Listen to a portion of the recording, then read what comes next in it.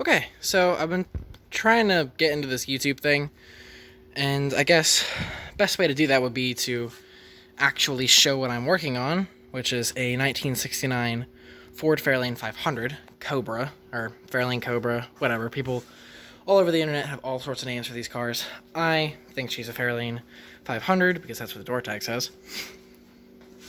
But yeah, here she is. She's a 428 4-speed car. I've currently got the 428 out of a 66 Thunderbird with a C6 behind it. I know, blah blah blah, slush blocks. I wish it was a top loader, but I'm 15 and those are $2,000 a pop. As you can see, the very 80s steering wheel.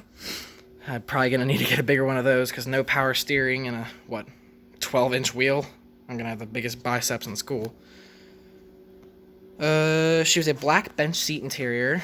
This is now it's still a black interior, like black back seat, but the front seat is now red out of a 68 Ranchero, I think. Same with the front suspension, actually. I think the front suspension and, oh wow, you can really see a lot of that front suspension.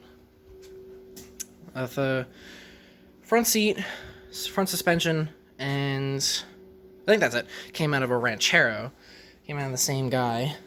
Here's the rear end. My dad was originally, when he had this car, basically, he had this car for his first car, and now it's mine.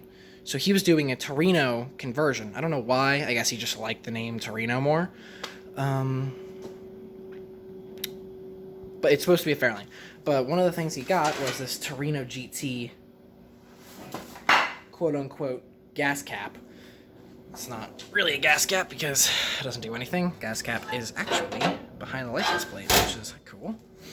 It's gonna be fun in New Jersey at a gas station trying to get the guy to find your filler neck, even though you guys gotta get out of the car and show him. I actually just finished up cleaning the garage, and I got an engine for a friend sitting around in here. So this place is kind of, it's actually cleaner than it's been in like 3 years. So yeah. As you can see, maybe, front end's got discs, and the rear end has nothing. Typically on these cars they'd be drums, but I think he was gonna, because basically the way I got this car, my dad had completely torn the front end out of it, and I had to put a new one in it. So, I think he was doing something with the rear brakes, something fancy and something MacGyver, you know, very much like him. And now there's nothing back here.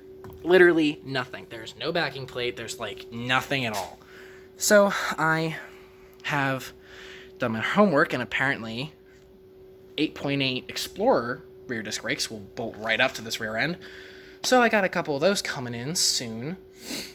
Really running on my last dime here because, like I said, I am 15 and don't have a job.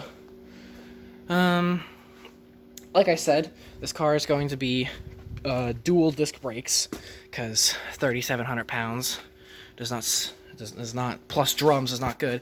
So I have this huge, absolute unit of a GM master cylinder. I still have to get plumbed. You can see the clearance between the shock tower and that brake line is like nothing. Engine, I think, was redone. She's got some hot stuff in her, most certainly, because she has quite the lopey idle. Got a shifter out of a Mustang. Can't really tell, but I did an oopsie and accidentally bought before I did my research, which is a very common theme for me. And apparently, the C6 transmission out of a 66 Thunderbird is called the green dot transmission. And basically, that is, it goes park, reverse, neutral, second gear, drive, and then first, instead of, you know, the normal neutral, drive, second, first. So that sucks, which means I'm going to have to put it in second to get into drive, and I can't do that because I guess there's a reason that most bench seat cars are column shifts. Yeah, I can't access second or first. That's an issue that needs to be worked out. Also, the transmission doesn't shift. She's got a lot of problems. She's got a trunk with the capacity of like 7 dead bodies. Sure, that's a lovely thing to say on the internet.